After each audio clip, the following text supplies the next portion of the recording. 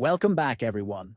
I hope you're doing great today. In this video, I'll show you how to reset all brush settings to their default state in the Sketchbook app on your phone. If your brushes aren't working as expected, or you've made too many changes, first, open the Sketchbook app on your phone. Next, look at the top left corner and tap on the three horizontal lines. Then, from the menu that appears, scroll down and tap on Preferences. Now, scroll down until you find the option that says Reset All Brush Settings. Tap on it once to select it. Finally, a confirmation message will appear, asking if you're sure you want to reset. Tap on OK to confirm. The app will instantly restore all your brush settings to their original defaults. That's it. You've successfully reset all brush settings in Sketchbook.